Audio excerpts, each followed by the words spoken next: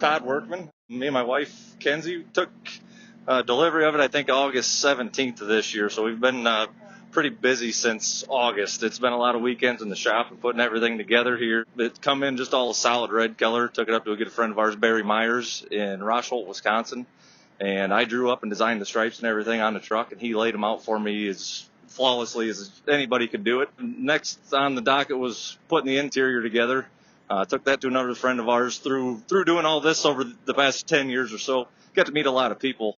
Took it up to another good friend of mine, Chris Gebhardt, and his son Dalton by Neoga, Illinois.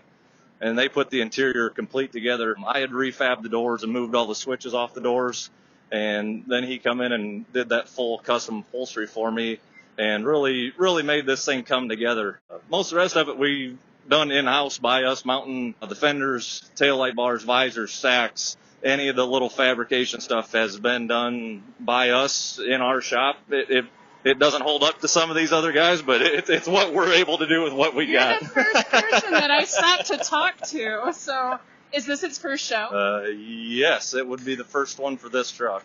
It's the third new truck I've had in 2.5 years. I was still running over the road quite a bit. I put 2020 together. Me and my dad actually ordered them together.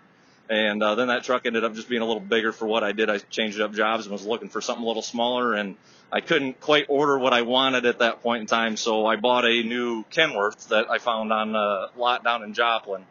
And then Dad came home one day and had talked to Clint Moore and said, hey, I think there's a chance you can get a slot yet this year before they change some stuff. Wasn't really in the cards to pull the trigger on buying a third one in 2 years, but we did.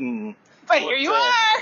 What we see is what we've been able to put together, and I don't know, had a lot of ideas brewing up in my head, and finally wanted to put them out here and get them out of my head, and maybe we can gain some more. My wife tells me I can't buy any more for a little while, or again, but we'll let's see how you do at the show this week, and she might change her mind. So we'll see. She'll be flying in Wednesday, so she'll get a little taste, and we've been down to this show quite often, just come down in the car and stuff, but just always kind of considered this one a little more cleaning and prestige, I guess, than what we were normally or wanting to do. But we do a handful of other kind of smaller, kind of laid back, show up and see a bunch of friends from around the country throughout the years. So. That's really the best thing about coming to shows is meeting people and hanging out with people. Yeah, there's people from 48 states that are going to be here this weekend, and like I said, through him, I grew up in the seat of that truck if I could, and it just met a lot of people throughout the years, and it's stuff like this where we get to see each other because we're all from different parts of the country. What year and what's under the hood? This is a 2022 389 Peterbilt.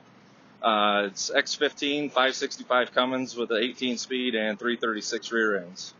Thank you so much. Absolutely. That was amazing. You're a pro.